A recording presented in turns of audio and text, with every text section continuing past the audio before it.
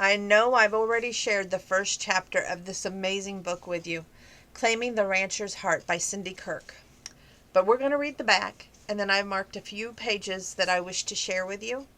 And I hope that you really read this book and get involved in it as I did. Will opposites attract? The sleepy town of Wild Woods was abuzz with romance ever since a doctoral student decided to settle in and act as an official matchmaker. When sophisticated city girl Stacy Summers was paired with a rugged cowboy Josh Collins, they both thought it was a terrible mistake. I'll say it here in a minute. After all, they don't have a thing in common, other than that spark that instantly flared between them. But even though Josh thought that his survey was a result of was way off base, he couldn't push the gregarious Stacy from his mind, and Stacy's low opinion of ranches inched up with her heart rate whenever Josh was around. Could this unlikely friendship turn into something even unlikelier? Love?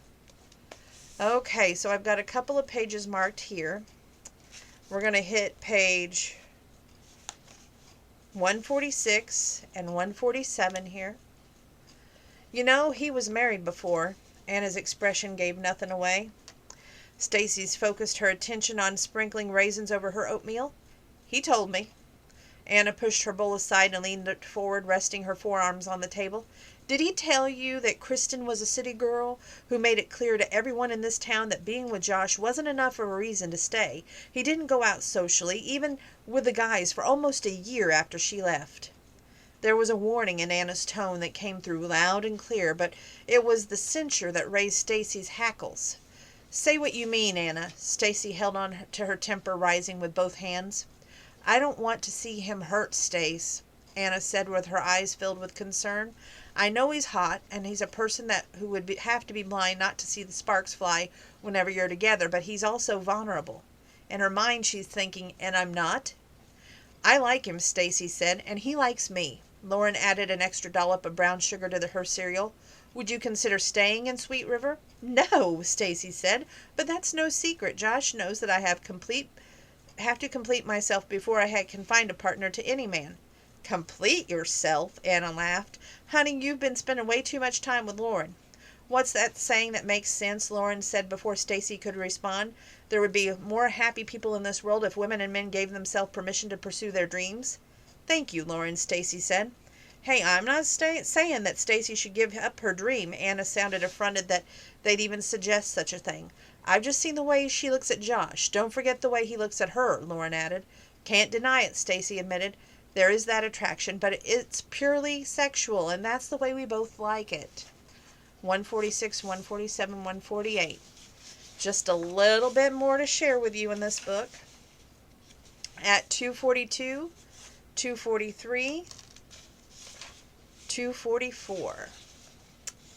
A message from her brother had sat unopened for several days. She started to click on it, but the growling in her stomach reminded her that she hadn't eaten since lunch, so she clicked on the MP3 file of Pastor Barbie's sermon instead. Turning up the volume, she headed for the refrigerator. The sermon had shown up in her inbox every Monday since she left Sweet River. She wasn't sure how the church had gotten her email address, but it really didn't matter. When she'd been tempted to erase the first one, she listened, and she'd been hooked. When Pastor Barbie preached, all she had to do was close her eyes, and she was back in Sweet River, surrounded by the people and the land she loved.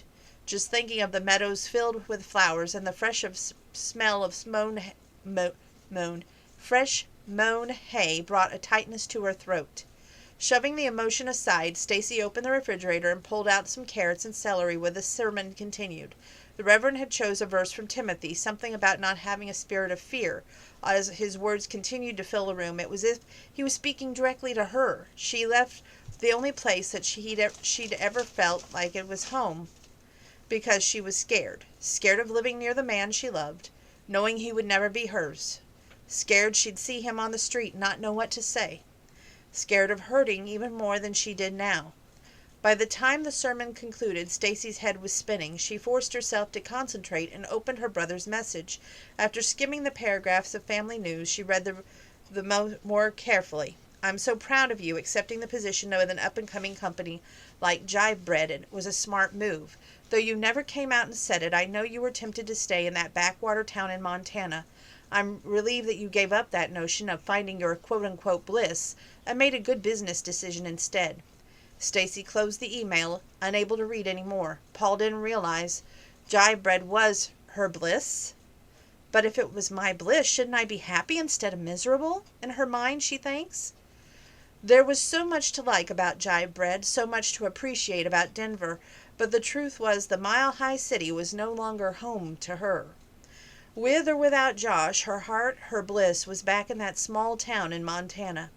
Now she had to decide if she had the courage to do something about it. I'm going to leave you on the edge of your seat. Did these two cantankerous, wild kids get together, or did they not? Only one way to find out. Read the book. And what do I give this book rating? It gets a 100, which makes my must-read list. It's that good. Check it out.